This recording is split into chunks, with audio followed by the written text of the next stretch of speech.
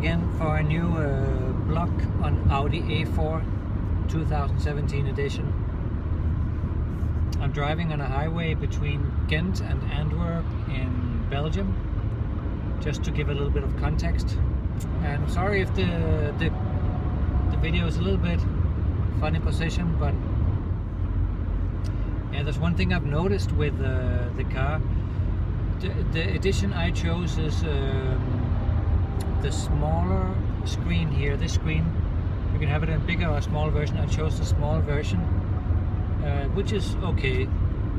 Sometimes it's nicer would be if it's bigger, I guess, but a lot of the time it's not. It's just another disturbance. It takes a lot of focus away from the driving, which is always dangerous.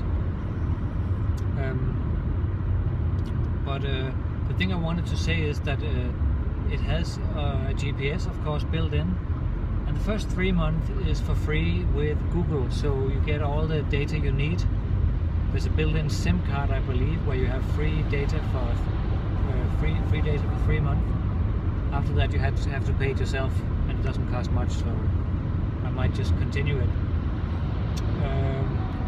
And to be frank, I don't really know what the difference is between the Google Earth GPS and the built-in Audi GPS. I don't know what the difference is. Is there any difference? I can't find the Audi map if it exists, so I don't know what the difference is. So time will tell when this one expires. I will have to test the original Audi one. So Google Map I have here, but I don't have it here in the cockpit.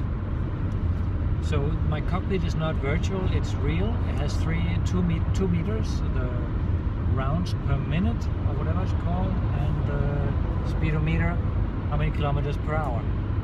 And in the middle I have a little screen where it says all kinds of information that I can browse between.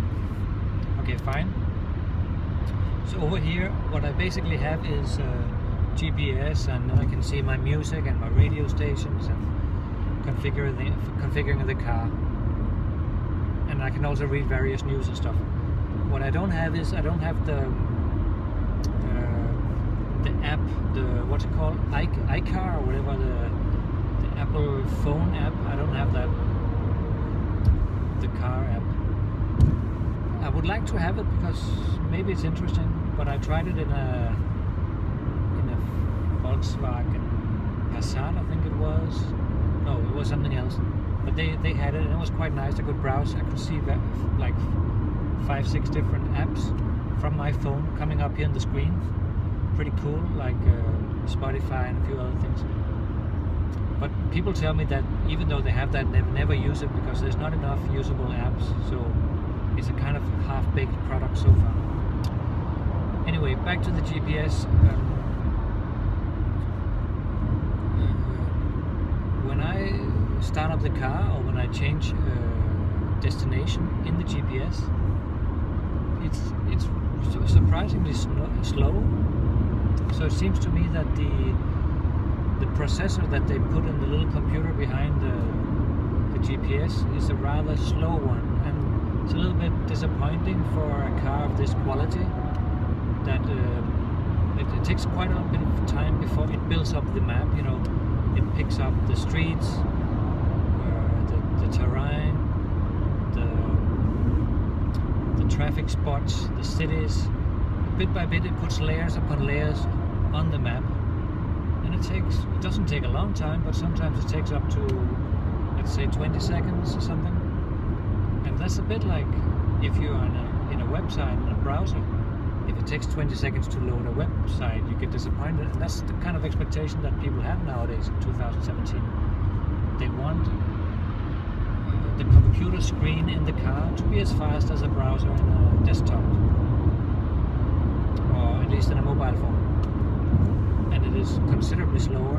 So if I compare the Google map that I have on my iPhone compared to the Google map that I have here, the one in the car is way slower for no reason. I mean, there's loads of space in this car to put a nice little processor. A little processor that can quickly catch the information from the internet and build up a map incredibly fast. It should be possible, but no, it's quite slow.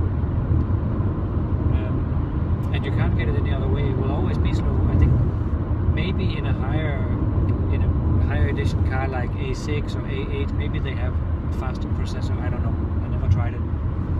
But for an A4 of this price, I think they should improve that part. All right. Sorry about the sound, the recording in the car. But you know, that's how it is when you're driving it. That's when you have the time to actually do a bit of vlogging. Vlog means video blog, so instead of blog, it's video blog, vlogging. So sorry about the sound. Hopefully I can make it better the coming times. Just wanted to show you one thing with the Audi, the key. Here you see, I think you can see it very well here. I think the design is pretty cool. It has a nice heavy load down here, so it's naturally heavier down here in the bottom, which is nice because it means it naturally falls into the hand like it should. Now I'm wearing these extra keys, so it can't really show it here, but it naturally falls into the palm of the hand like it should right here, which is very nice. The design is also okay. It's metal and plastic. The plastic feeling is not too cool. I've seen nicer car keys than this.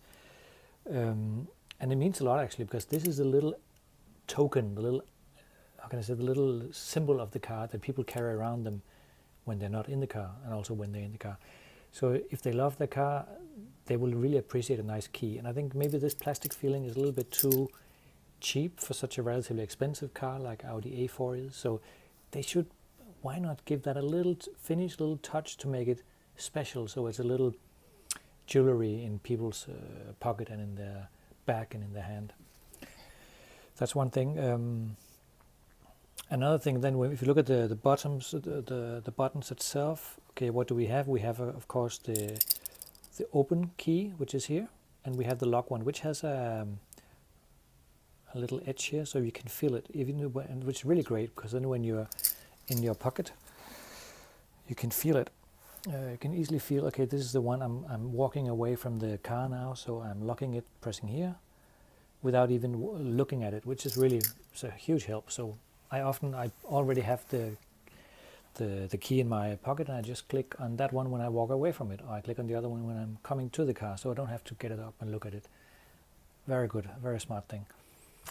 And of course, as you might have noticed, this is, how do you say that? You don't need to put this key into the car anywhere. You don't need to open a little thing and then it flips up and then you stick it into the engine somewhere. No, it's just there. You just need to have it in the car, and then the car can start. The engine can start. I think that's also, of course, a very nice modern thing. Sometimes I do wonder though, if by mistake I were to put the key on top of the roof, you know, if you're at the tank station or somewhere, and you go in the car and you start driving, you can do that because in theory the key is very close to the car. Maybe it will recognize it as being inside the car, but then maybe the key will fall off the roof of the car and the engine would stop after a few meters. I don't know. I never tried it. Don't want to try that, but interesting thought that that kind of thing might happen with a key without a key. Anyway, the third button is to open the trunk. Very good. You just hold it a few seconds. It doesn't open immediately, so you don't make mistakes. You have to hold it a little while, and then it will open up. Also very cool when you go out of the supermarket with your groceries and you just press it inside your pocket and it opens up. It looks fancy when other people see you. It's quite cool. I like that design. Now with the other buttons here, there is another feature hidden inside. When you do press the open button for a few seconds, all the windows will open up. As I remembered, if you hold it down a long time, they will open up all the way down. So everything opens. Even the sunroof, I have a sunroof in my car, it will also open. Now, what do you use that for? You use it, let's say you're sitting, it's hot summer, and you're close by the car, you're coming to the car. You can already open all the windows from far away, you know, from 50 meters or 10 meters away or whatever, to let the air come in and let the car cool down. You can wait like that. So it has a certain functionality which is cool for some occasions. And similarly, the close button, when you hold that one, it will close all the windows and the sunroof totally. Again, if you have children in the back seat or whatever, they open the windows. You don't want to sit in the car and go beep, beep, beep on all the little buttons there. You just leave the car and you press that button, hold it down for a long time. You watch all the windows synchronized, all close up at the same time. Very cool, very nice little feature. I haven't found out if there are any other hidden features inside this. Maybe there is, but I don't think so. Anyway, I should also emphasize some positive things about the car. And no matter how you get around it, just have to follow the road. It's good. I'm on my way. Another 33 kilometers to go. Okay. No matter how you put it, I think the most strong part about Audi is the design. Of course, the engine is fantastic, the driving experience is great, all that is good, but I think what really attracts a lot of people to Audi is the design. I don't hear as many people talk with affinity about the design of Mercedes or BMW or the real competitors. It's like the design is not as important. Maybe I'm wrong, but it seems to me that the people who love Audi, they really care about design. And when you think about it, the Audi is like they just have two cars. They have Audi, normal car, and they have Audi SUV. That's the two cars they have. And then they just scale up the different design details and functionality and engine details. They scale it up, but it's basically, you have a feeling it's the same car all the way. Maybe not the A1, maybe that's so different, that's so small that, but still it's like a baby version of A3. A2 also, that's a little bit, it's very rare to see A2, but you do see it from time to time. But so it's like A1, A2, 3, 4, 5, 6, 7, 8. It's just one continuous development of the same design. So basically you have just one car and then an SUV version as well. And that's quite different from Mercedes. Maybe that's a little bit similar. But yeah, maybe Mercedes and BMW are in fact a bit similar to that concept. But I think Audi is the one that sticks to it the most. Where many other brands like Volkswagen or Peugeot, many other Ford, many other cars, they have different groups, like this family and that family and that family, and sometimes it looks like they have nothing to do with each other except for the logo and the interior design perhaps, but the outside is so different. That's the thing I really like about Audi, that they really hit the design so nicely and they stick to it consistently over the years.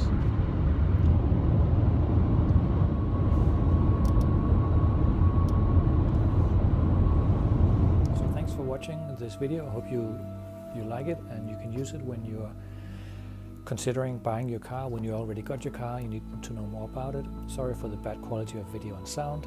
I hope you will subscribe and like and maybe even put a comment below, and only decent comment please, no reason to swear and use all this weird language that some people do on the internet.